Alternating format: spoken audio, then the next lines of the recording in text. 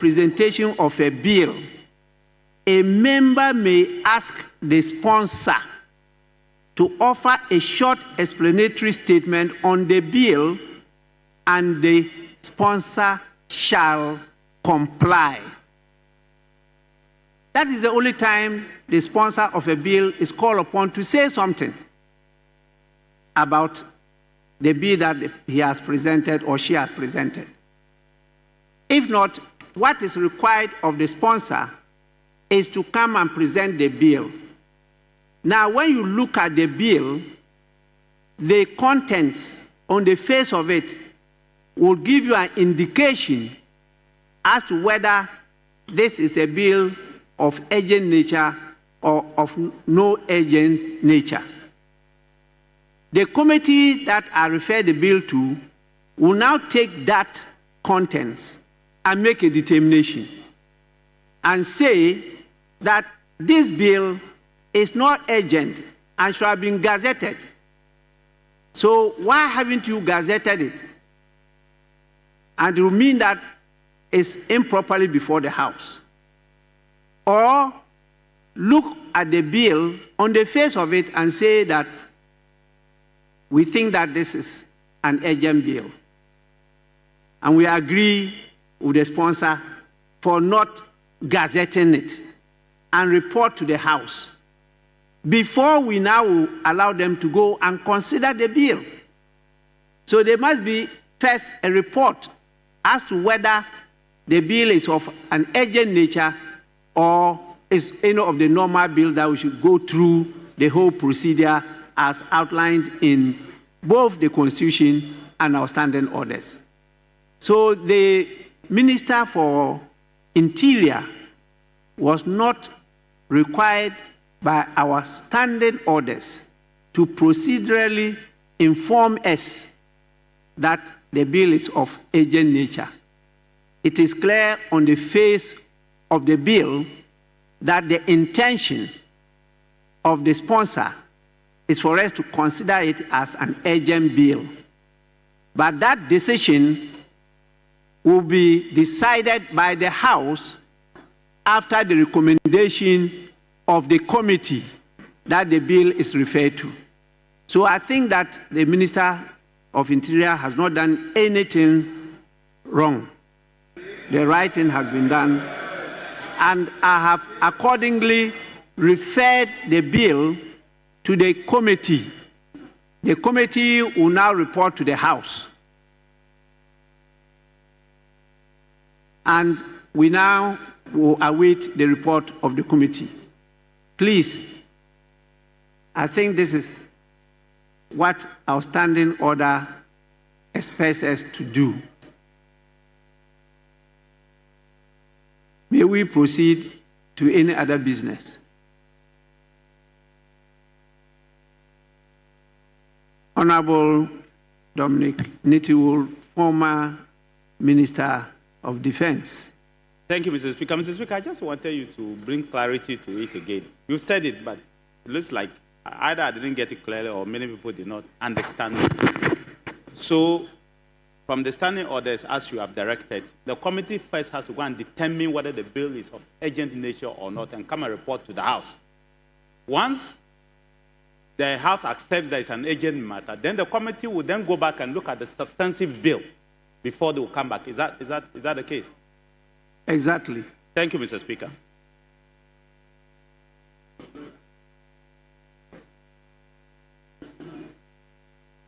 Yes, Honorable Member for Tamale North.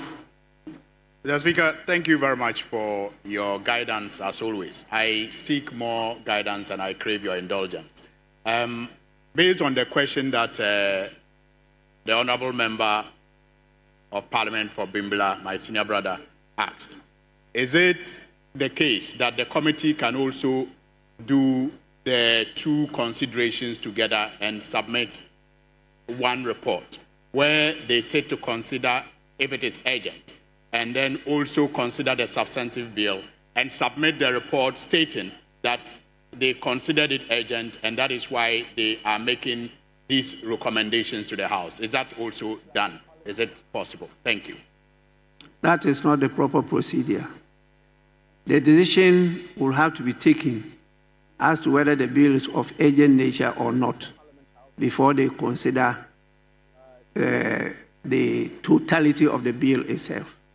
Because there are different procedures. They could come back to say the bill is not of urgent nature and it has to be sent back to be gazetted and resubmitted.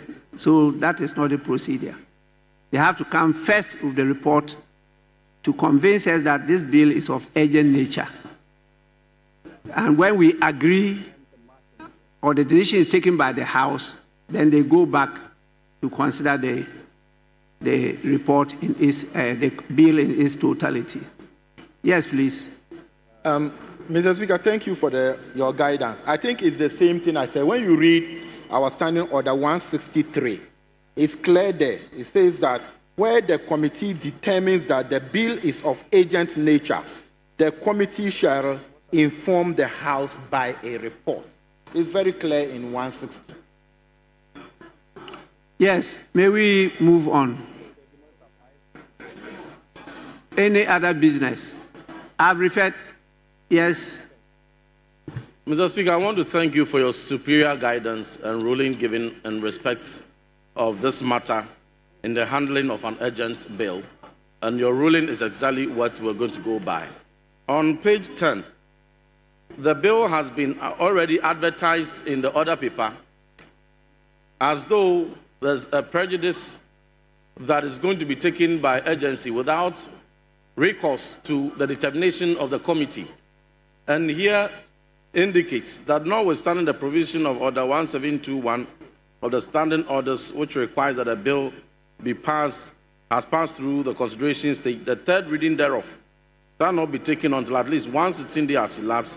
The motion for the third reading of the Public Holidays and Commemorative Days Amendment Bill 2025 be moved today, even ahead of the committee meeting to make the determination, even ahead of the minister engaging the minority side, who stands ready to support the minister, as we have always demonstrated. We cannot oppose such a legislation, but it is not right that the minister does not even engage our side and then goes ahead and then an urgent bill is advertised on the order paper, and as ranking member must say, we get to hear of it for the first time. However, when engagement is done, we will support the minister to go ahead. So I thank you, Mr. Speaker, for that superior ruling. I thank you. Honorable members, you are bringing informal practice. Those are informal, behind the scenes consultations. They are not captured by our standing orders.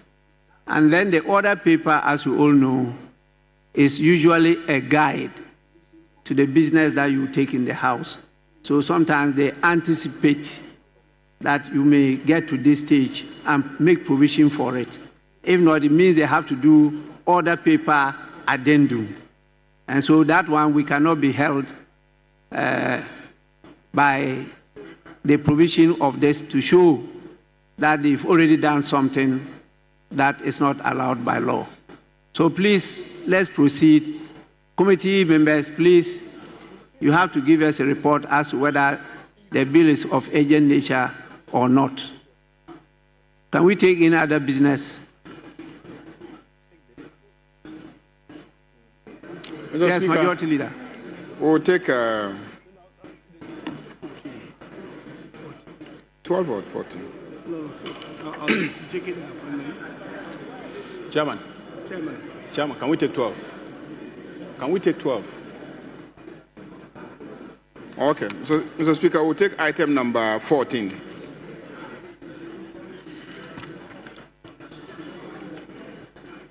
Yes, minority leadership, we are called Mr. upon to Speaker, take item number 14. We don't have any difficulty on. Yes, honorable members, item 14, motion, chairman of the committee. Mr. Speaker, thank you very much. Law and Order 2153, I would like to move the motion on behalf of the chairman of the committee.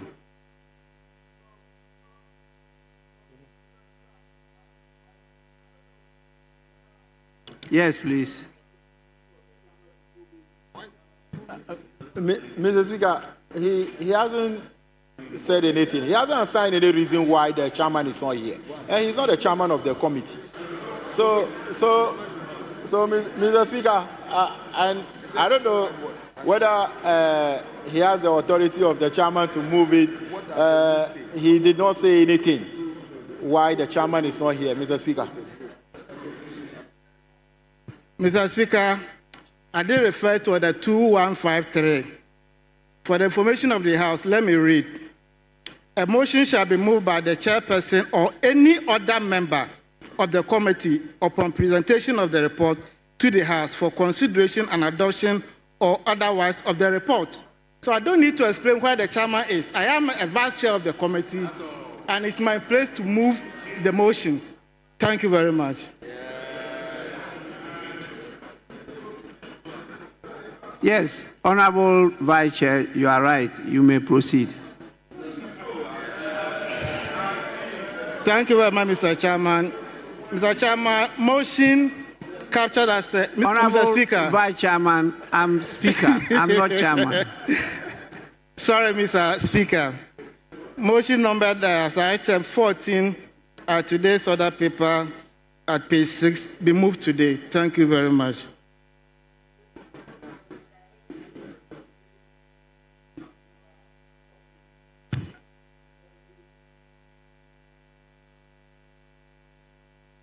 I heard you say the motion be moved today.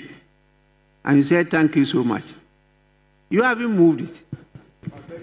Mr. Speaker, I beg to move motion number 14, respectfully.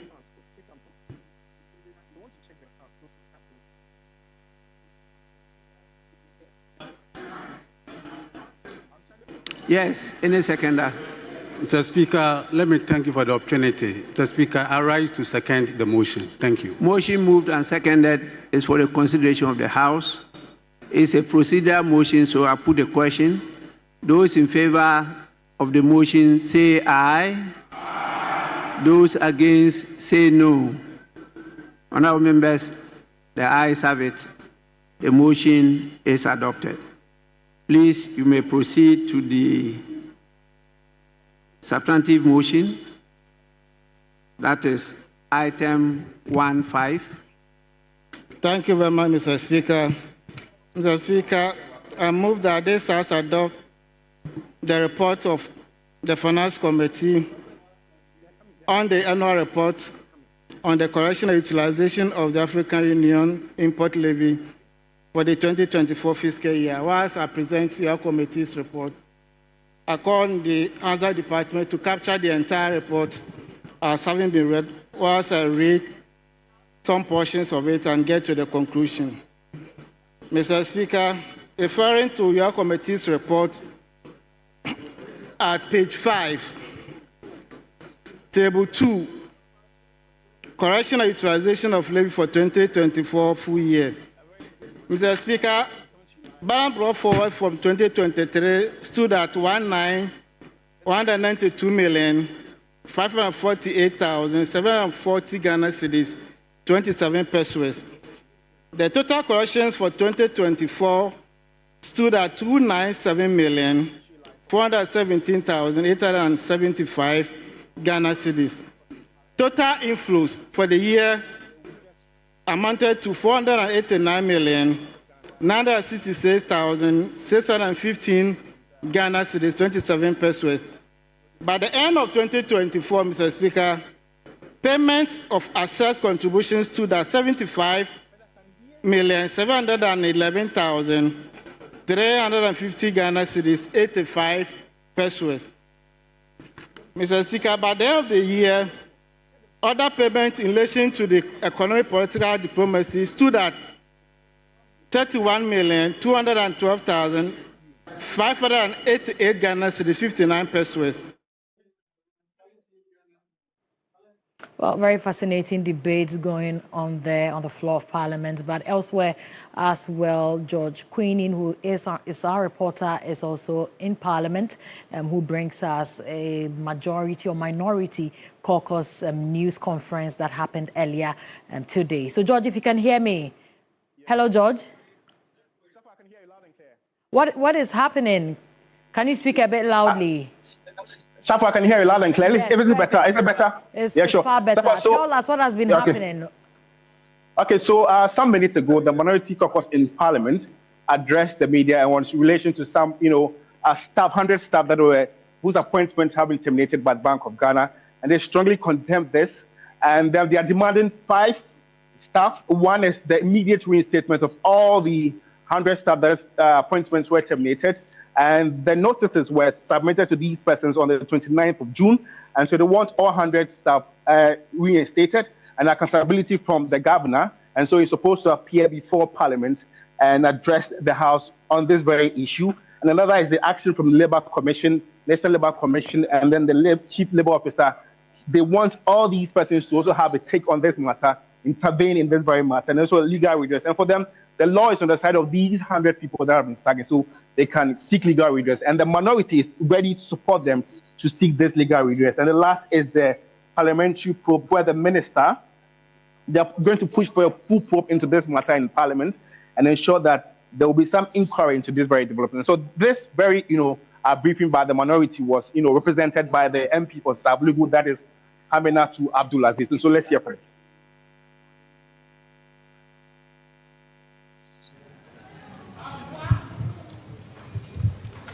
Ladies and gentlemen of the press, fellow Ghanaians, good afternoon.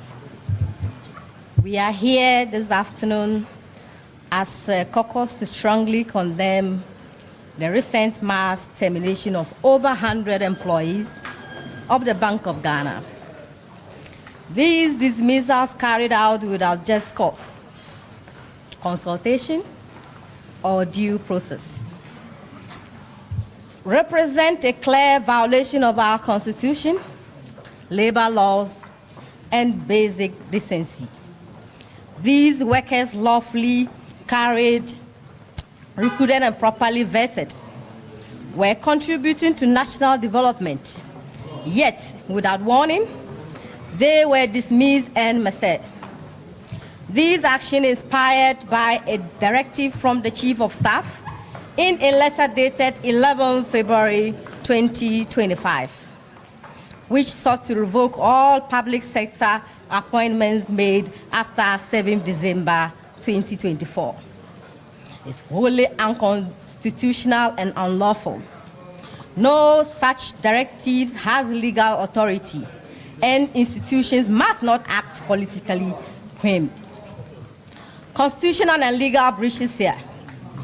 Article 24 of the 1992 Constitution guarantees every Ghanaian the right to work under fair and satisfactory conditions. Article 23 further requires public institutions to act lawfully and fairly. The Labour Act 2003, Act 651, particularly Section 64 and 65, lays out clear grounds for termination: misconduct, incapacity, or redundancy, none of which apply here. If redundancy were the reason, the bank was required by law to notify the chief labor officer, consult affected employees, and offer compensation. It did none of these. These terminations, therefore, are not just administrative errors, they are calculated breaches of the law. Here, the probation excuse, legally flawed. We have noted that some dismissals were disguised as termination during the probation. Probation is not a license for arbitrary dismissal. It must be based on documented assessments and clear communication. Even probationers are entitled to fair treatment and protection under Article 24. The disregard for Parliament here, it is particularly Troubling that the Bank of Ghana proceeded with these dismissals while a motion for a parliamentary inquiry is pending before the House. This is a slap in the face of Parliament and disregard for democratic oversight. No institution should act with such impunity. The human cost. These are not just numbers. These are hard-working Ghanaians, young professionals, parents, and breadwinners who followed the rules and believe in fairness. They now face economic hardship, psychological distress, and shattered dreams. This is more than a legal issue. It is a moral crisis. Our demands here, justice now. The minority in Parliament stands shoulder to shoulder with these workers, and we will not waver. We demand, 1, immediate reinstatement. The Bank of Ghana must restore every single dismissed worker to their rightful position without any further delay. Their appointments were lawful, their terminations were not. 2, accountability from the governor.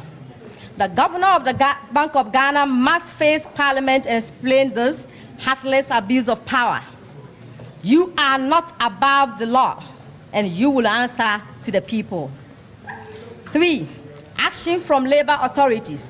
We call on the Chief Labor Officer, the National Labor Commission, and the Commission on Human Rights and Administrative Justice, SHRAJ, to intervene immediately to protect these workers, uphold their rights, and stop this lawlessness.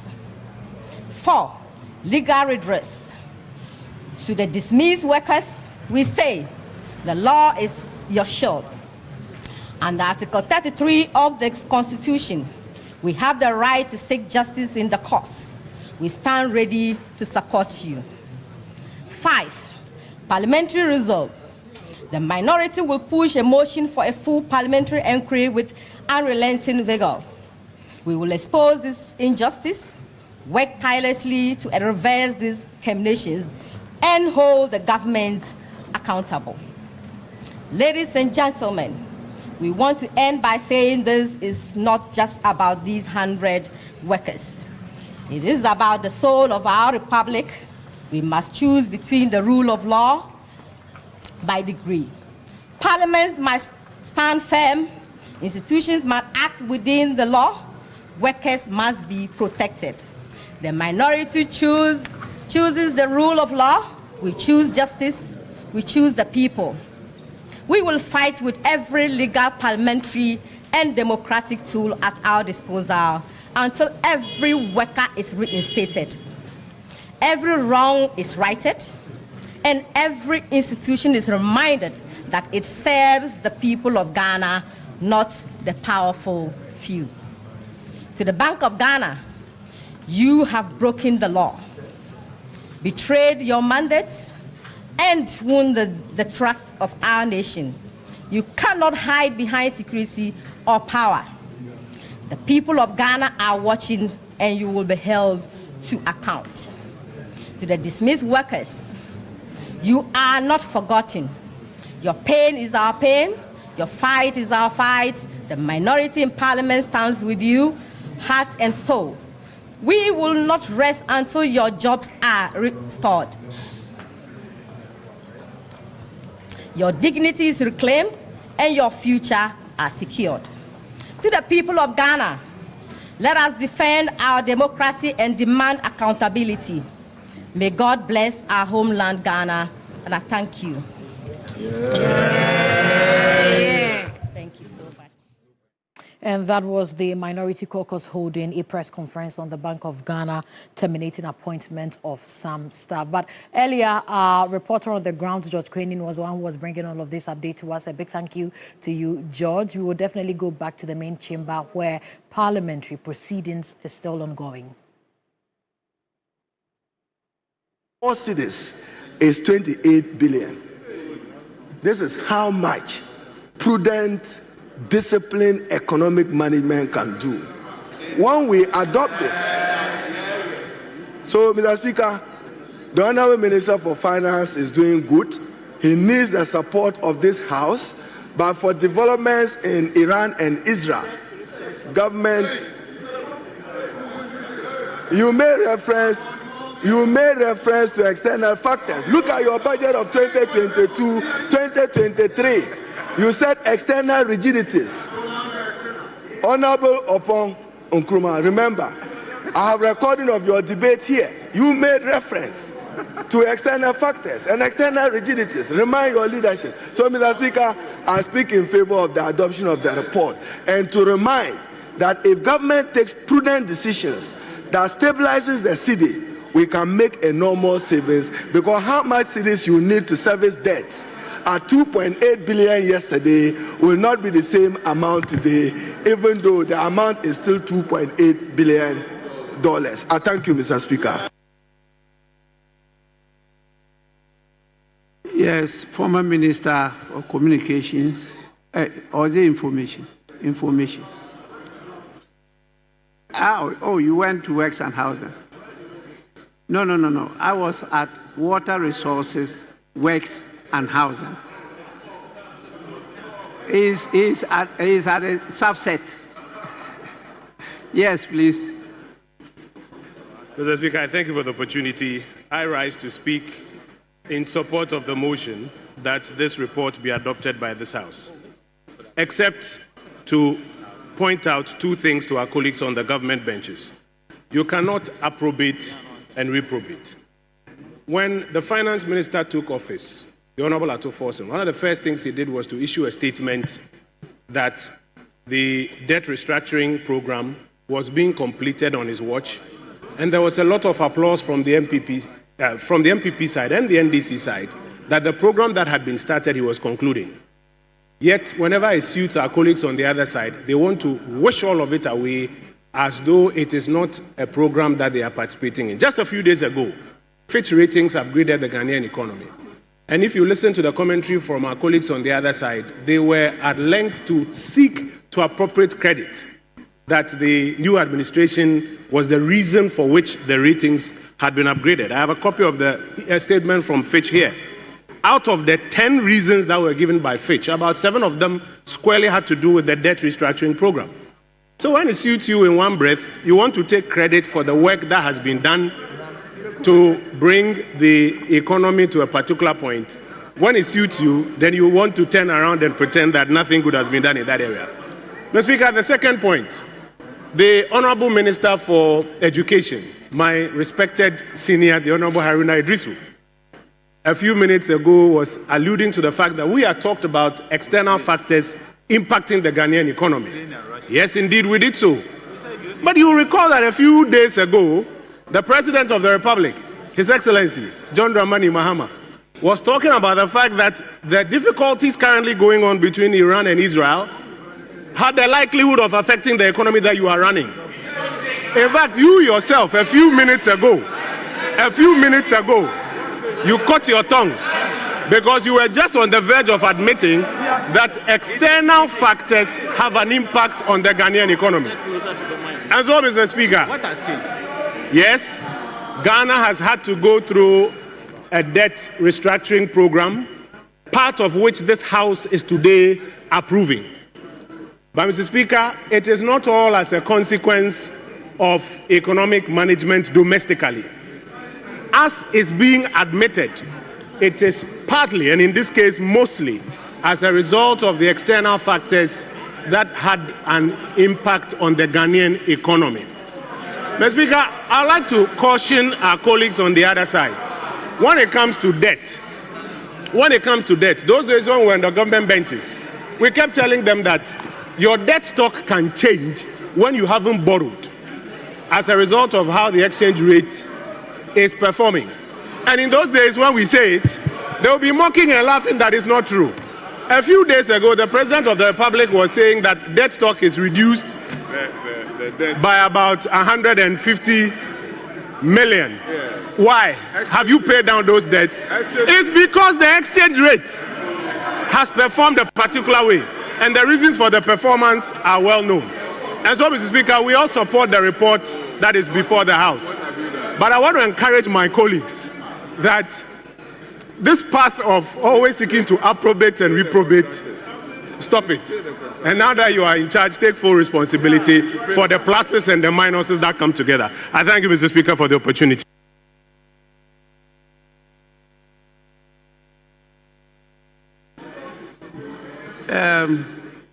The Honorable Minister of State in charge of government communication. Thank you very much, Honorable Speaker, for the opportunity to make this brief contribution. Mr. Speaker, no one on our side and in government has approbated and reprobated. Mr. Speaker, there are facts that we cannot run away from. The domestic debt exchange program, or if you like, the restructuring program, is far and away the harshest economic policy ever implemented in the history of Ghana. Mr. Speaker, the consequence of that was that a staggering 1.3 million Ghanaians were told overnight that the proceeds of bonds that they had bought in the hope that they were securing, I beg your pardon, their future and existence were not going to be paid for some time. And even if it was going to be paid, it was going to be paid at a rate much lower than what they agreed when they were buying the bonds. And that the tenor that they were given was going to be extended by significant years. Mr. Speaker, many of those who were affected this way were in the Ghanaian middle class. Overnight, they slammed into penury and they were gnashing their teeth. Mr. Speaker, the most important point, however, is that this was self-inflicted. The mismanagement of the Ghanaian economy began no sooner than when the MPP took over power in 2017. Mr. Speaker, by 2019, or if you like 2018, it had become apparent that they were mismanaging the economy. And you could tell so from the budget deficit, which gives an indication of whether there is prudence or there is mismanagement. By 2018, the budget deficits that they inherited had started going up. For 3 consecutive years, between 2018 and 2020, their budget deficit was higher than what they inherited. Mr. Speaker, by 2020, they thought that it was more prudent to borrow and spend money that we didn't have in order to win elections. By 2021, their sins had caught up with them, and we were heading for a crash. By the time they adopted the DDEP, Mr. Speaker, they had absolutely no option, because that was the only way that the IMF would touch us with a long pole. Number 2, Mr. Speaker, and finally, before I sit, Mr. Speaker, it is Dr. Mahamadou Bawumia, who they touted as the best economist this side of the Sahara, who told us that the exchange rate is the biggest indicator of economic prudence. This was in the same lecture where he said the exchange rate will expose you if the fundamentals are weak. It is the duty of government to manage the exchange rate. So if you mismanage it and your currency crashes, and by that reason your debt balloons, it is your responsibility. You have incurred debt. The reverse has happened. We have managed the exchange rate well. So because of that, we have saved 150 billion Ghana cedis of our debt through enhanced foreign exchange liquidity. Mr. Speaker, between January and this month, close to $4 billion has accrued to this economy through gold exports. That is because now 80% of all small-scale gold that is mined in Ghana must be ceded to a government agency called the Gold Board, previously called the PMMC. That is what has enhanced forex liquidity on the market, because our exchange rate regime is defined by the same principles that we know to be demand and supply. There is adequate foreign exchange on the market. That is why the cedi is strong. So it was their fault that they incurred the debt, and we have done good by reducing the debt through prudent foreign exchange management. So, Mr. Speaker, we have not approbated, we have not reprobated. We have simply stated the facts when we say that the DDEP was their own doing. Nobody put a gun to their head to mismanage the Ghanaian economy. But what we can assure everybody in Ghana is that we will not tread the same paths that they worked on. We will learn lessons from what they have done, and we will manage this economy such that the gains that have been made will be sustained over the medium to long term. And finally, Mr. Speaker, nobody has said that global factors don't have an effect on an economy. They do. Since time immemorial, we all know that crude oil price increase on the world market affects the price at the pump. But it was not crude oil prices that resulted in the depreciation of the cedi. It was not crude oil prices that resulted in the DDEP. It was not crude oil prices that resulted in the humongous debts that led to the DDEP. Even as there is global crisis now, fuel price at the pump has reduced 8 times since the beginning of this year under this government. These are facts. So, Mr. Speaker, our friends on the other side should be mandate. Let them take responsibility for their mismanagement. I thank you very much.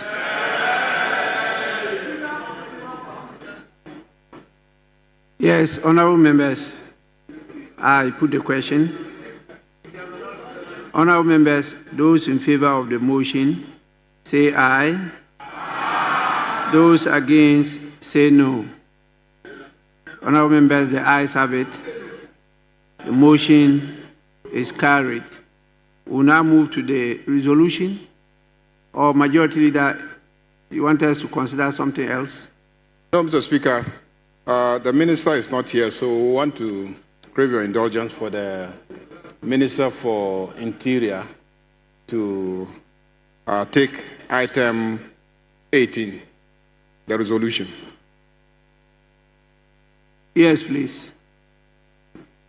Mr. Speaker, the Majority Leader always boasts that he has his ministers. Where is the Finance Minister? And where is the Deputy Finance Minister? This resolution is very important. And Mr. Speaker, we need the Finance Minister or the Deputy Minister responsible for finance. None of them are in the chamber, and they are both members of Parliament. Mr. Speaker, I don't think we should allow the minister responsible for Interior to take this resolution. If it is as important as it is, then we should be able to get the minister responsible for finance or his deputy to take the resolution in question. So, Mr. Speaker, decline his application to allow the minister responsible for Interior to do that. He did not even consult anybody. But Mr. Speaker, I just think that you shouldn't grant his request. Mr. Speaker, the ministers are in the chamber today, just like the minister in charge of government communication. They are here to vote on the judges. That's the reason why they are here. There's no releases, nothing. That is why they are in the chamber today, to vote for the judges. So, Mr. Speaker, the finance minister is not here, his deputy is not here, and for that matter, we should not take that resolution. The resolution cannot be... Mr. Speaker, if monies are not released to ministers to pay contractors, how can that amount to good, prudent management of the economy? How can artificial rate of dollar to the cedi be Mr. Speaker, 6 months? In 2017, they have forgotten about the fact that in 2017, when we took over, we had announced that we had arrested the dollar. We had announced 6 months, exactly that time, we had announced it. But now, even 24-hour economy, there is zero, nothing. 24-hour economy, Amutu, where is your finance minister? Where is your deputy finance minister? Mr. Speaker, rule him out. Don't let the minister take the resolution. Yes, Honorable Deputy Minority Whip, you are now combining your debate on the motion with your objection to the minister taking the resolution. I think he just wanted a bite, and he's got it. Yes, so Minister for Communication. Oh, Mr. Speaker, Mr. Speaker, you know we are all your sons, but like every father, there are sons that disappoint you. And listening to the Deputy Minority Leader, Mr. Speaker, Chief Whip, Mr. Speaker, he was asking the whereabouts of the Finance Minister and his deputy. Mr. Speaker, those are two of your most prestigious sons who are cleaning the mess that was created, the financial mess that was created by their side. So, Mr. Speaker, you know, it is important that they know that some of your sons are making you proud. While some of your sons, when they speak, Mr. Speaker, you shake your head in disdain. And thank you, Mr. Speaker. Honorable members, may we move to item 18 on the order paper. I grant the leave for the Minister for Interior to take that item, resolution. Thank you, Mr. Speaker. Mr. Speaker, I beg to move resolution item number 18 on pages 7 and 8 be moved today. Thank you, Mr. Speaker. Yes, I so move this. Yes.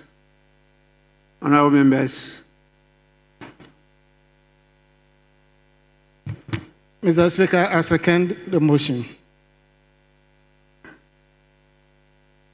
Motion for us to adopt resolution numbered 18 on the order paper, moved and seconded, is for the consideration of the House. It being just a resolution, I'll put the question. Those in favor of the resolution say aye. Those against the resolution say no. Honorable members, the ayes have it. The resolution is accordingly adopted. Yes. Right, Honorable Speaker, the report of the Appointments Committee, the 15th report, has been electronically distributed to all members. So I crave your indulgence if we can take item number 12. I didn't complete my statement when you stood up, so I thought you were going to say something on that. Let me now say that by the adoption of the resolution, this House has approved the indicative debt restructuring terms between the Republic of Ghana, represented by the Ministry of Finance, and the participating creditor countries of the Official Creditor Committee, Austria, Belgium, Brazil, Canada, China, the Czech Republic, Denmark, Finland, France, Germany, India, Israel, Italy, Japan, the Netherlands, Norway, Saudi Arabia, South Africa, South Korea, Spain, Sweden, Switzerland, Turkey, the United Kingdom, and the United States of America. Yes.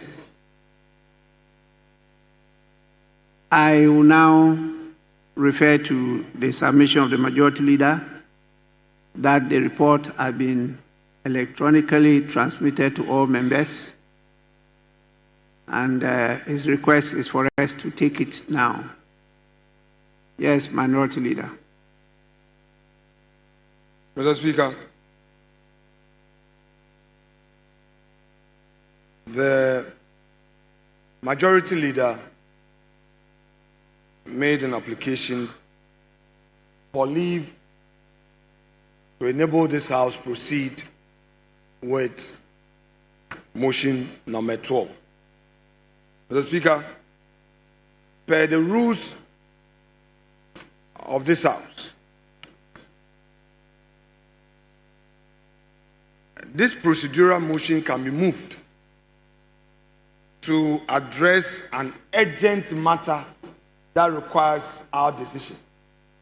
That is why, Mr. Speaker, if you look at the text of the motion, it says, notwithstanding Order 1041, which requires that motion should not be debated until at least 2 sitting days have elapsed after the notice to move the motion is given. Mr. Speaker, you asked some questions. When did the appointment committee finish its work? We finished our work Friday afternoon. This morning, around 11:30, the chair of the committee called members into a meeting at his conference room for us to deliberate. Mr. Speaker, we concluded on the report, and although this side of the House is dissatisfied with your earlier ruling, we have yielded, which ruling has made the report, has made it possible for him to lay the report, and same has been laid. Mr. Speaker, what is the urgency requiring this procedural motion to be moved? At the hearing, the nominees indicated that the current bench is made up of 13. If you even take the Chief Justice who has been suspended out, we have 12. Mr. Speaker, what matter has suddenly arisen, thereby giving rise for the majority leader to push that the report that has just been laid, instead of it going through the normal requirement of 2 sitting days, we should move it today? Is it the case that we do not have sufficient number at the Supreme Court to be empaneled to determine any constitutional issue? Mr. Speaker, this House must be careful in certain precedents it may be setting. We believe that this application is being made in bad faith. There is no such urgent need for us to suspend our rules to allow for the moving of this motion for the adoption of the report. Mr. Speaker, I do not want to believe that there may be something that I don't know.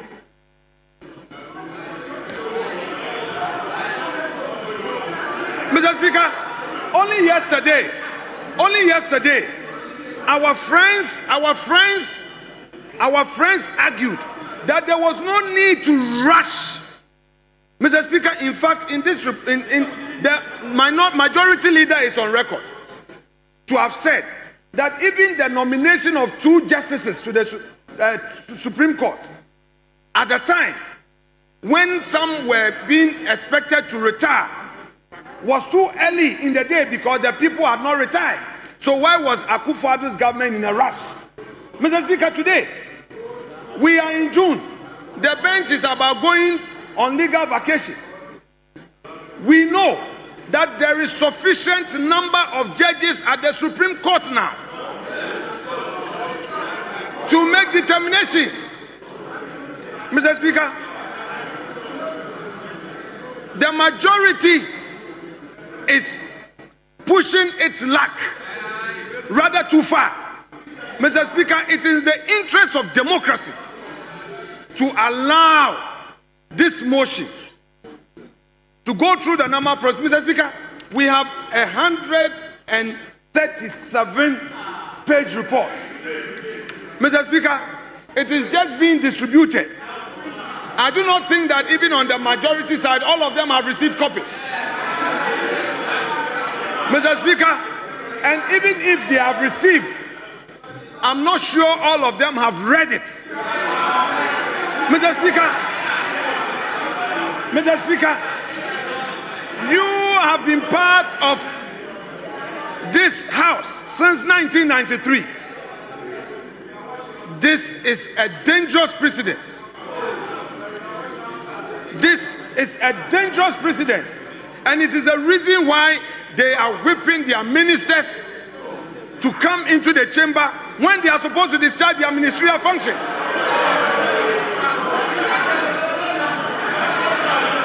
Mr. Speaker, government is not treating the releases to ministry as an urgent matter, but is in a hurry to pack the courts. Mr. Speaker, a moment ago, we were looking for the finance minister and his deputy. We couldn't find them. Another minister had to move a motion in their stead. Can any government minister tell me now that since we approved the 2025 budget, the releases have been made to their ministry? Can any of them say on record, you have become redundant in your ministries? These matters you are not treating urgent, and then judges that instead of we allowing the report to be read 2 days, today is Tuesday, you have today, you have tomorrow, then you can move it on Thursday. That is within the rules. Why are you in a rush? Why are you in a rush? Mr. Speaker, I would pray you that don't be inclined into granting this request by the majority leader. Mr. Speaker, direct the majority leader to the rules so that we thoroughly read the reports before considering same. Mr. Speaker, I rest my case. Honorable members, the submission of the minority leader has followed precedent, and this precedent was established in the national interest, so he has just followed that precedent. The motion that is being sought to move is also to follow precedent, which was established in the first parliament, followed in the second, third, fourth, fifth, sixth, seventh, eighth, and we are now in the ninth parliament. And it has all been done in the national interest. So our for presidents in the national interest, we will continue to follow them. That is the ruling I'm giving in this matter. And Order 217, particularly Sub-Rule 11, is very clear. It says the committee shall report to Parliament within 3 days. Within 3 days. After the conclusion of proceedings of the committee when Parliament is sitting. And so the report has been presented to the House within 3 days. That is what our rules say. And I believe that it's proper for us to take it. And so I will grant the permission for the motion to be moved, and then we can move on to the substantive matter. So please, Chair, you may move the motion. Right, Honorable Speaker, I thank you very much for the opportunity to move the motion numbered 12 at page 6 of today's order paper, that notwithstanding the provisions of Order 1041 of the Standing Orders, which requires that a motion shall not be debated until at least 2 sitting days have elapsed after the notice to move the motion is given, the motion for the adoption of the 15th report of the Appointment Committee on His Excellency the President's nomination for appointment as Justices of the Supreme Court of Ghana may be moved today. Mr. Speaker, I so move. Any seconder?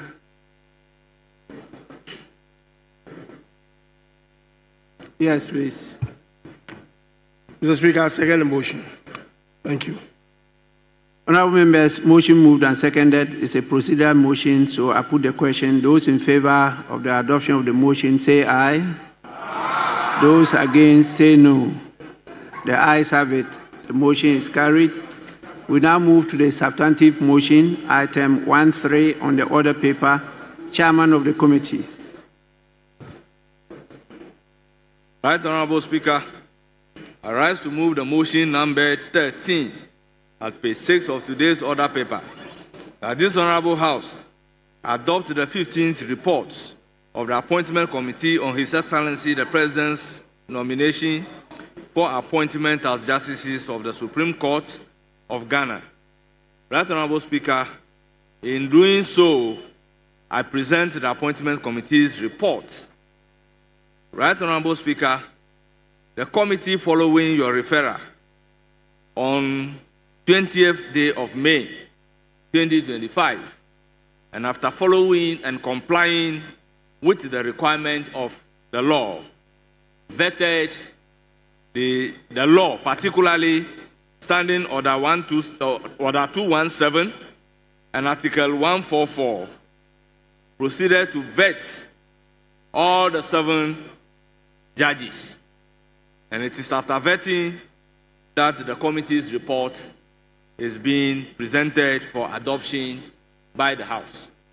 I first of all urge the entire House to unanimously adopt the committee's report. Mr. Speaker, I also urge on the Hansard Department to capture the entire report as having been read, as I touch on some salient questions that the judges responded to, and then read the conclusion of the report. The Speaker, starting from questions posed to Justice Senyo Jamape, he was asked his view on the doctrine of separation of powers, which he answered eloquently. He was also asked the innovations that would improve on justice delivery in Ghana. Another question is about the independence of the judiciary and suppressing of investigative journalism to protect the dignity of the judiciary. The image of the judiciary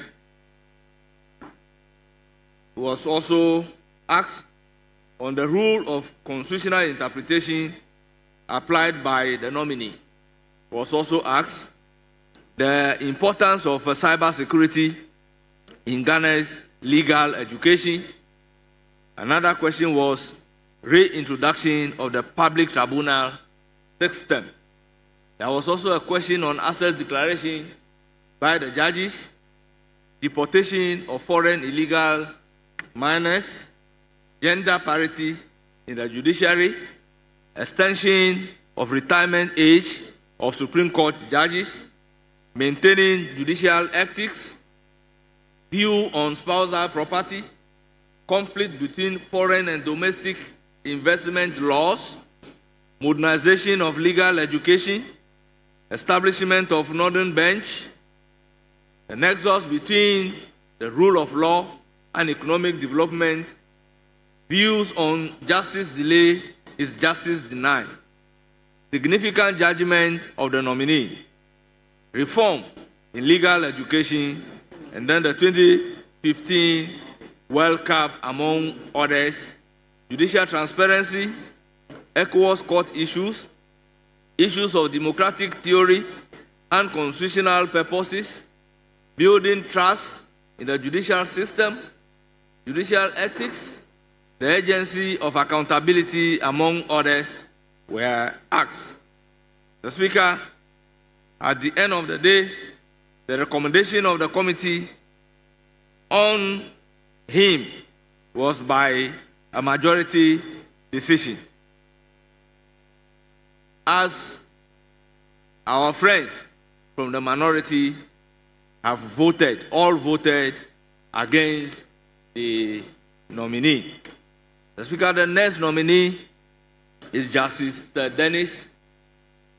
The Speaker, I must commend him about the scholarly manner in which he lectured the committee.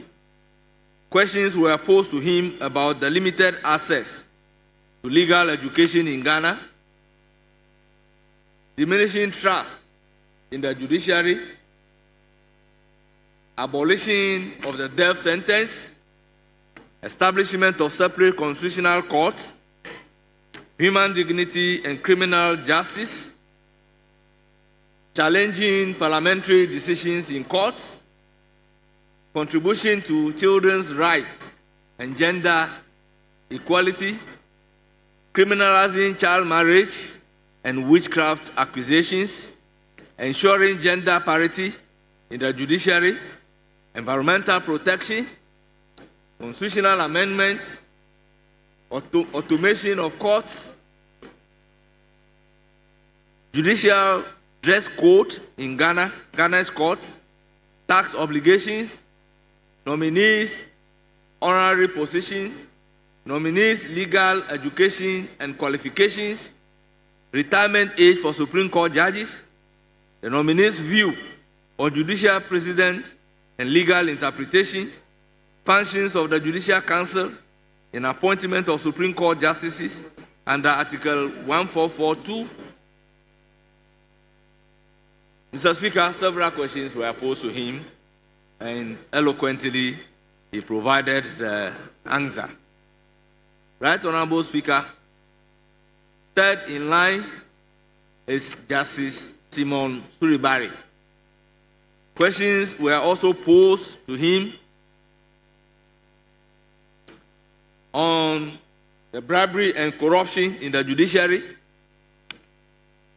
investigative journalism in exposing corruptions, proposal for consideration by the Constitutional Review Commission, extension of the retirement age of the Supreme Court judges, partisanship of the composition of the Supreme Court, public disclosure of assets by judges, balancing cultural norms with international regulations, particularly LGBTQ+, achieving gender equity in the judiciary, efforts to empower the youth to pursue legal education, key principles on compensation of victims, establishment of an independent judicial commission, inadequate number of judges in the northern part of Ghana, the reintroduction of the public tribunal system, capping of the number of justices of the Supreme Court, tagging of the judiciary. The Speaker, among others, were posed to the judge nominee. He has also delivered very eloquently. The Speaker, once the Hansard Department will capture the entire report, let me stop by stating the questions posed to Brad Philip. Let me conclude by mentioning the questions posed to Justice Philip Bright Mensah.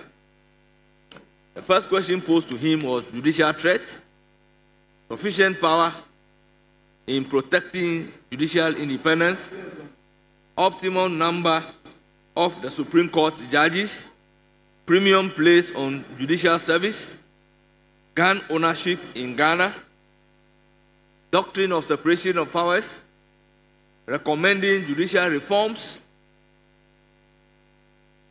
curbing the menace of galamsey, professional obstacles as a judge, among others. Mr. Speaker, the Hansard Department should capture the rest, and I will proceed to read the recommendations and the conclusion of the House. The committee recommend to the House by majority decision Mr. Speaker, let me just go straight to the conclusion. Mr. Speaker, in conclusion, the committee, acting in accordance with the provisions of Article 1442 of the 1992 Constitution of the Republic of Ghana and Standing Order 217 of the House, duly examined the 7 nominees submitted by His Excellency the President for appointment to the Supreme Court of Ghana. Upon careful deliberations, the committee knows that all the nominees demonstrated outstanding competence, deep knowledge of the law, and a firm grasp of the judicial ethics. They addressed questions posed by the committee with professionalism, clarity, and intellectual rigor, reflecting their capacity to uphold the independence, integrity, and dignity of the highest court of the land, the Supreme Court for that matter. The committee is satisfied that the nominees possesses the requisite qualifications, judicial temperament, and commitment to constitutional values expected of justices of the Supreme Court. Mr. Speaker, all members of the New Patriotic Party minority were opposed to and voted against all the 7 nominees, the justices of the Supreme Court, on the grounds that, 1, the appointment of 7 new justices was inconsistent with the suspension of the Chief Justice, stating that it was not about filling vacancies, but reshaping the constitutional order. As to how this has got to do with the vetting, your guess is as good as mine. Right Honorable Speaker, the second reason was that the Supreme Court abdicated its constitutional duty and remained silent when fundamental principles of natural justice were being violated. Mr. Speaker, the third is that the NDC had previously proposed the nomination of the 2 justices, citing judicial bloat. Hence, Mr. Speaker,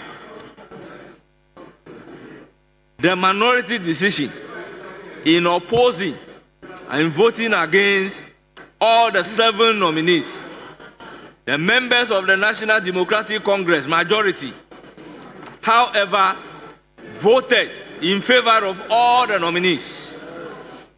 The committee therefore recommends to the House by majority decision the adoption of this report and the approval of Justice Senyo Jamope, Justice Sir Dennis Dominic Adjei, Justice B.L. Simon Turibari, Justice Philip Bright Mensah, Justice Gina Pare Ejua Batescujo, Justice Hafizata Amaliboba, Justice Kweku Tewia Akabofo. The committee respectfully submits this report for the consideration and approval of the House. Right Honorable Speaker, I so submit.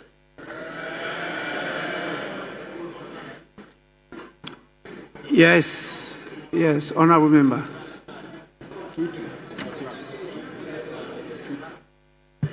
Thank you, Mr. Speaker. Mr. Speaker, I rise to reluctantly support the motion.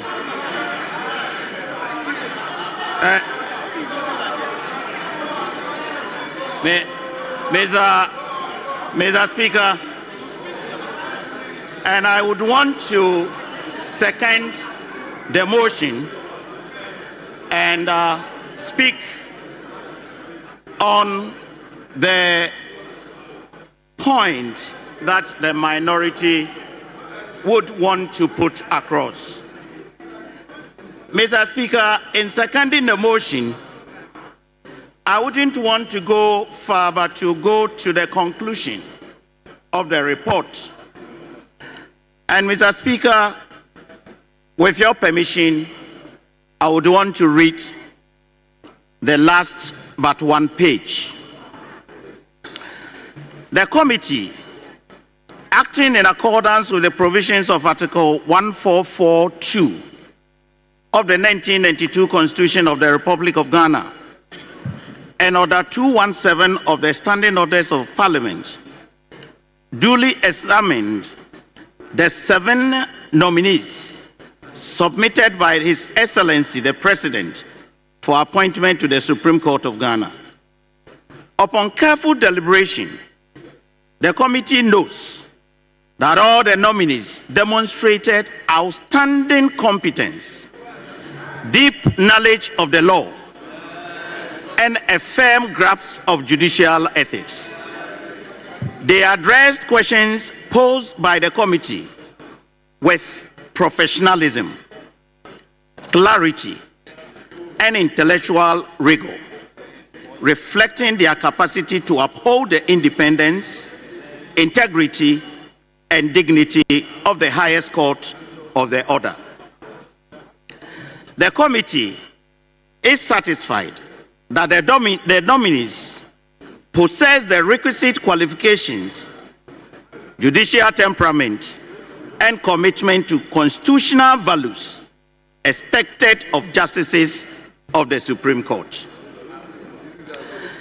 In conclusion, all members of the New Patriotic Party minority were opposed to and voted against the nomination of the justices on the following grounds. Mr. Speaker, the first ground is that the appointment of 7 new justices was inconsistent with the suspension of the Chief Justice, stating that it was not about filling vacancies, but reshaping the constitutional order. Mr. Speaker, in this country, and this is important because we as a house, we must develop the jurisprudence of this country. Never in life, Mr. Speaker, ever since I have witnessed that we have had 14 justices of the Supreme Court. This House, Mr. Speaker, and during President Akufo-Addo's era, there were 14 justices of the Supreme Court. Mr. Speaker, some of them left and they were replaced. His Excellency President Akufo-Addo left office with 14 justices. Mr. Speaker, at the last minute, there were 2 justices that were supposed to be promoted to the Supreme Court. Our friends on the other side stood up and said that the 2 justices that were being added were changing Ghana and that we were boosting the Supreme Court and that they opposed that. Here we are, Mr. Speaker. As I have said, it is not that the justices are not incompetent. We have no doubt about their confidence. But Mr. Speaker, if 2 is flouting the courts, this is the first time we are having 7 justices at a time. And 7 justices at a time, if you have 13 and we add 7, that will make 20. Mr. Speaker, are we redrafting the jurisprudence of this country or the laws of this country? Even though there are laws, and Mr. Speaker, we have never had a ceiling of the Supreme Court judges. But Mr. Speaker, if at this time we don't have any question about raising the judiciary, the bar, the ceiling to 20 and more, then Mr. Speaker, it's about time that we redraft this in the Constitution. This is why we oppose to that. That if the other side can oppose to 2 being added to the judiciary, the Supreme Court, then 7 must not be allowed. Or else, even if the current Chief Justice is not part of it, then we would have 19, Mr. Speaker. This is unprecedented. It has never happened in the country of this country. This is our point, and this must not be allowed. I would not be surprised if tomorrow the other side would come with a proposal and flood the courts to a number that we cannot mention. To the extent that they have reached 20, now they can go to the extent of raising up to 30. So on this basis, Mr. Speaker, even though we have recognized what the judiciary, these special judges that have been brought before this House, their performance, and I've had direct contact with some of them. For instance, said Denis Ajay, I was in the same office with him, and I know his competence. For instance, even though Sir Justice Mensah is my junior, I practiced before him when he was a circuit court judge in Kumasi. Justice Turubaru, Mr. Speaker, was the first judge that I ever visited and did my first case before him at a court around Bekwai area court, Huntado court. So we don't doubt their competence. But Mr. Speaker, a precedent is being set, and this is dangerous for the nation. And that is why we oppose to this. Thank you, Mr. Speaker. Honorable members, the proposal is that the minority has agreed that the leader will take the time yielded by the rest to submit for and on behalf of the minority caucus. On the majority side, my instruction is to allow 2 plus the majority leader. So the proposal is for the 2 from the majority to make their submissions, then the minority leader can then come in, and then we end it with the majority leader. That is the instructions I've been given. I want to hear from your side whether you are also ceding to the majority leader or you want to take your bite before the majority leader. Then we know what to do. Yes. Mr. Speaker, the arrangement is that the 2 will speak, then... No. Talk about your side. I've already stated what they told me. The rest have ceded their time to the minority leader. Yes. So they are not going to speak again. Yes. It's now left of your side. Yes. Would you want the 2 still to speak before you, or you want... No. So the 2 will speak, then he will speak, then I will speak last. That's what I said. Yes. So they should go ahead. So we'll take the 2 from your side. Yes. Then he will now come in, then you will end up. That is so. Yes, that was what I put across. Yes, so who are the 2? Honorable Minister for Education.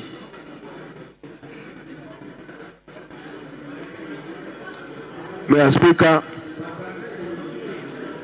let me thank you for the opportunity to contribute to the motion ably moved by the First Deputy Speaker and Chairman of the Appointments Committee that this House approve the nomination of 7 justices of the Supreme Court of Ghana. And Mr. Speaker, in doing so, I just listened to my senior at the bar, who espoused and made reference to the Constitution and what the Honorable Anyimedu on what he considers best practice. Mr. Speaker, the question this House, guided by you, is to ask is 1. Is the President of Ghana, President John Dramani Mahama, legitimately and lawfully and constitutionally respecting the tenets of the Constitution? Yes, he has, and yes, he does. Mr. Speaker, may I refer you with respect to Article 1442. 1442. So President John Dramani Mahama is not doing anything than respecting the Constitution of Ghana, which in Honorable Afenyo's words and by his learning and training, the guru norm of the Republic is the Constitution of Ghana. It reads, the Chief Justice shall be appointed by the President acting in consultation with the Council of State and with the approval of Parliament. Not my interest. But Mr. Speaker, Article 1442, the other Supreme Court justices shall be appointed by the President acting on the advice of the Judicial Council. Mr. Speaker, President John Dramani Mahama received lawful, legitimate advice from the Judicial Council on the appointments of the 7 justices. In consultation with the Council of State, yes, there's been consultation with the Council of State before the President remitted the appointment letter. And then finally, with the approval of Parliament. This is what we are coming to do, Mr. Speaker. Parliament is coming to approve the nomination. So, Mr. Speaker, I speak in favor of the motion. And again, with respect, Mr. Speaker, I want to address the question raised by the Honorable Anyimedu. I may again, Mr. Speaker, refer you to Article 128. 128. Mr. Speaker, maybe you are now arguing today. 10 years back, it's always been my view that there should be a capping and ceiling of the number of Supreme Court judges. I even made a paper for CDD with Justice Pega then. But Mr. Speaker, what does the Constitution say today? President Mahama is not operating with an anticipated Constitution in the future. He is operating with the 1992 Republican Constitution, not a future Constitution. So, Mr. Speaker, if the argument by the Honorable Anyimedu and many of our colleagues is that seek an amendment to Article 128, that we have heard you, and that we all should resolve, must attract the attention of the Constitutional Review Committee, so that the Constitutional Review Committee in its work will consider providing for a capping, so that this question of whether 17, 19, 20, as he argued. But Mr. Speaker, Article 128 is crystal clear. It reads, and I quote for the record, the Supreme Court shall be due 1281. The Supreme Court shall consist of the Chief Justice and not less than 9 other justices of the Supreme Court. Not less than 9. Not less than 9. Mathematically, you did arithmetic. It means it can be more than 9. And 19 is more than 9. 20 is more than 9. Even 21 is more than 9. Judicial mathematics. Mr. Speaker, that is not to say I'm departing from a generally held view, which is my own view, that we should provide for a cap of a maximum of Supreme Court judges. But Mr. Speaker, until we review the Constitution, make fundamental changes to Article 128, the President is bound to respect the 1992 Constitution and its provisions. In any case, when you kept appointing justices of the Supreme Court, did you ever respect when the Ghanaian people said that lower, provide for a threshold? Today, because you are sitting opposite, you want to obstruct the right of President Mahama to appoint justices of the Supreme Court. Then, Mr. Speaker, finally, in the whole northern Ghana, Mr. Speaker, if there is a matter pending at the appeals court, they are compelled to travel to Kumasi and sometimes to Accra in search for justice. That should not be the case. That should not be the case. So not just the Supreme Court, even expansion of the Court of Appeal to the Upper West region, to the Upper East region, to the Northern region must necessarily occupy our attention. In conclusion, Mr. Speaker, one of the justices talked about demystifying legal education and expanding legal education. Mr. Speaker, even into next year, we will invite this House to make allocation for the expansion of the School of Law, supported by GET Fund. A request has been received by government through Professor Raymond Atubga of the Faculty of Law. And government is giving it good attention so that into next year we expand it, so that we train more lawyers. Mr. Speaker, with these comments, I beg to support the motion that this House approve the nomination of those justices of the Supreme Court, because the president has only done what is lawful within the Constitution of the Republic of Ghana and what is within his mandate as President of the Republic, to appoint justices on the advice of the Judicial Council and to go through the process of the Appointments Committee. Mr. Speaker, even finally, we are talking about asset declaration, and you are asking people, I've seen even arguments that members of parliament, ministers should declare their assets publicly. Yes, if you want to do so, it's the right thing to do, but amend the Constitution. If you don't amend the Constitution as it is provides for the form and nature of asset declaration. If you do anything outside it, that's not acceptable. But to deepen transparency and to ensure that incomes that are earned by public officers, whether ministers or justices, are commensurate with their income, I share the view that there should be more openness in asset declaration. But as it is now, within the Constitution, we only can go through this audit service report. With this comment, Mr. Speaker, I support the motion.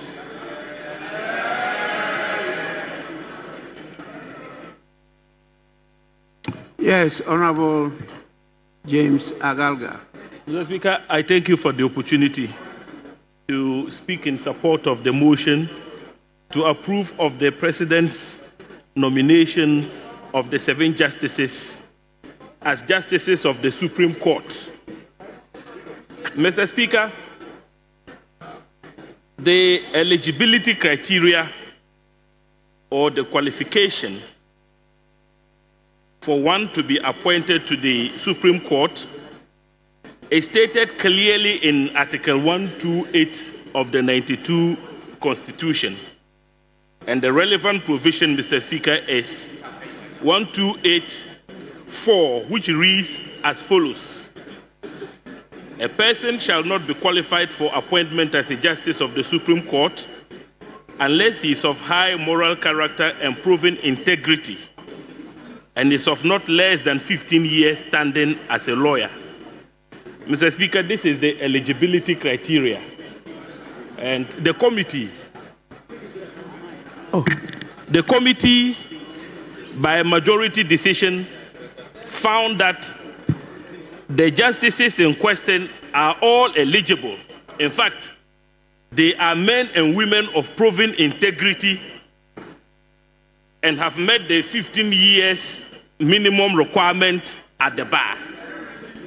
In fact, Mr. Speaker, I know most of the justices, and I will start with Justice Jamafe. Justice Jamafe has been at the Court of Appeal for 15 solid years. In fact, at the time of his nomination, he is the longest serving Court of Appeal judge. He has distinguished himself both as a judge, serving on the bench, and as one appointed by the President to serve on a commission of inquiry, which investigated the 2014 World Cup and its related issues. Mr. Speaker, said Dennis Ajay, a distinguished academic scholar, lawyer of great repute, a justice of the African Court on Human and People's Rights, is a judge whose nomination for me to serve on the Supreme Court bench was long overdue. Long overdue. Same can be said about Justice Bill Suribari. These are justices, Mr. Speaker, I have appeared before in the course of my practice as a lawyer and can corroborate the findings the committee, the Ahiafo-led committee, has made. Mr. Speaker, the minority in this House opposed the nomination of the justices to the Supreme Court, and the grounds they canvassed for so doing are captured in the statement read by the minority leader, the Honorable Afenyo Makin. And I want to read excerpts of the statement he read before the committee. quote, "We convene while our Chief Justice sits suspended through procedurally questionable processes under Article 146 and 296. An executive that suspends one Chief Justice while installing 7 new justices is not filling vacancies. It is reshaping the constitutional order. The appearance of institutional capture is inevitable and constitutionally catastrophic." And it goes on and on and on. Mr. Speaker, this particular statement needs to be interrogated. I do not understand exactly what the minority leader meant when he sought to argue that the suspension of the Chief Justice should be the reason why justices cannot and should not be nominated to the Supreme Court. Mr. Speaker, he rightly cited Article 46, which article contains the relevant provisions pertaining to the removal of a Chief Justice. And the entire statement he read before the committee, Mr. Speaker, he failed to point out which rule of procedure provided for under Article 146 was breached or violated. Article 146 is very clear with respect to the removal of a Chief Justice. With your kind permission, Mr. Speaker, I would refer to the relevant provision. 146(6). It reads as follows: where the petition is for the removal of the Chief Justice, the President shall, acting in consultation with the Council of State, appoint a committee consisting of 2 justices of the Supreme Court, one of whom shall be appointed chairman by the President, and 3 other persons who are not members of the Council of State nor members of Parliament or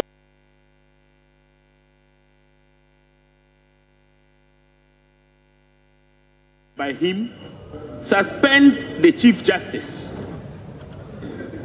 So, Mr. Speaker, the procedure for dealing with petitions for the removal of a Chief Justice have been provided for explicitly. So the President takes receipt of a petition for the removal of a Chief Justice based on certain allegations.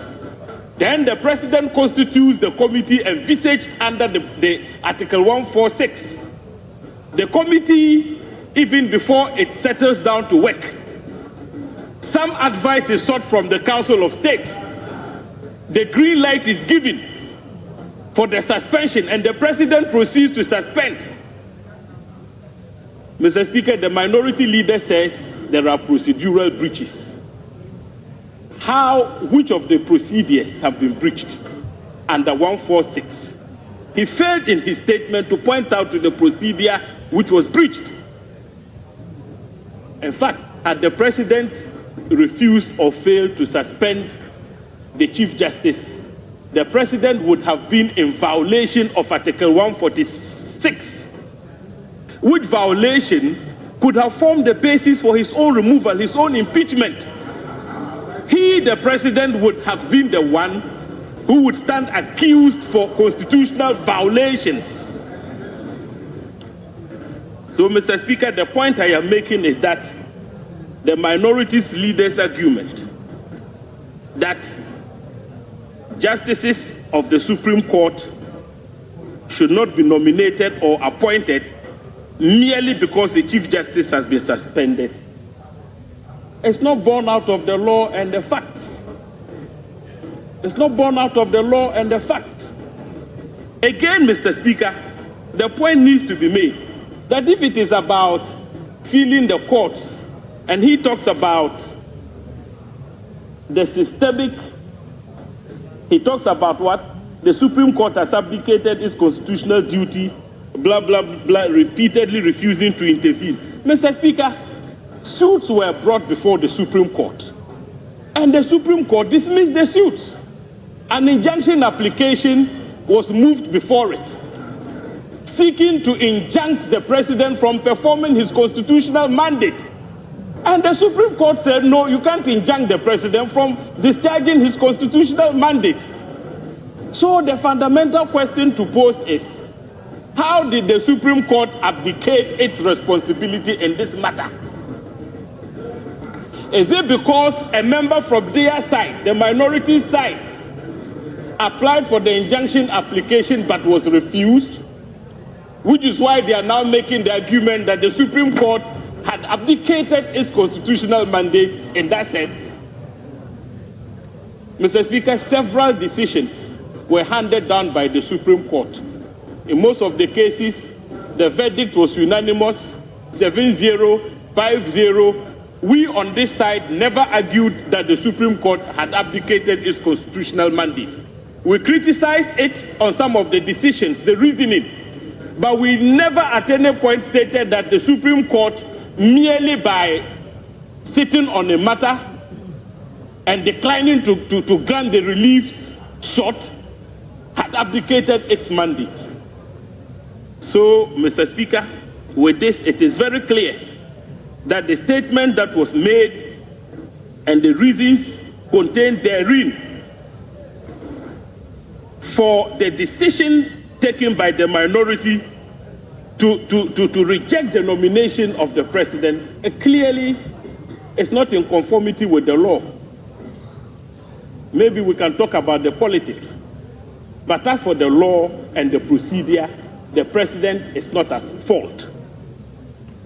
But, Mr. Speaker, if it is about the numbers, they talk about the packing of the Supreme Court. Let us refresh our memory. President Akufo-Addo, within 8 years, appointed 15 justices of the Supreme Court. 15! And all 15 justices of the Supreme Court were approved by this House within a period of 8 years. Mr. Speaker, whilst a minority, we never argued that the Supreme Court was being subjected, or the judiciary, to state capture. We never said so. Mr. Speaker, in respect of the Court of Appeal, President Akufo-Addo alone, within 8 years, appointed 48 justices. And yet, we did not talk about the capture of the judiciary. When it comes to the High Court, Mr. Speaker, the situation is even more alarming. President Akufo-Addo appointed 113 justices of the High Court. And yet, Mr. Speaker, we never accused President Akufo-Addo of attempting to capture the judiciary. So with these numbers, the appointment of 176 justices of the Superior Court of Judicature by their own former government, it doesn't lie in their mouths to finger President Mahama merely for nominating only seven justices of the Supreme Court. Mr. Speaker, 15 minus 7 is a huge number. And so, even before we get to the threshold where we can start talking about the packing of the Supreme Court, President Mahama has 8 more to go. 8. When he appoints 8 more, he would have equalized the number that was appointed by President Akufo-Addo. It is only when that happens that it will lie in your mouth to say, okay, let us cap it. Let's have a ceiling. Not until then, it is regrettable that you have refused to support the nomination of very distinguished juries. All the nominees are justices of the Court of Appeal. In your case, we had a scenario where somebody was appointed from the High Court after having served for just a few months as a High Court judge. These are justices of the Court of Appeal who have distinguished themselves. In fact, they served on the High Court bench for so many years. Some of us appeared before them and can bear testimony to the fact that they made it to the Court of Appeal on merit and are proceeding to the Supreme Court once again on merit. Even me, as I speak, I qualify to sit on the Supreme Court bench. How much less somebody like Justice Dennis Ajay, a Ghanaian justice who on merit made us proud by joining the African Court on Human and People's Rights. We should be proud of justices of his caliber. So, Mr. Speaker.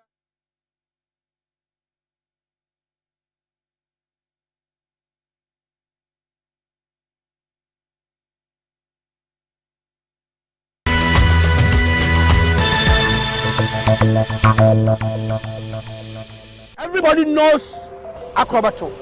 And if you know Acrobato, it means you know M-Punch Homeopathy Clinic. M-Punch Homeopathy Clinic is my pillar.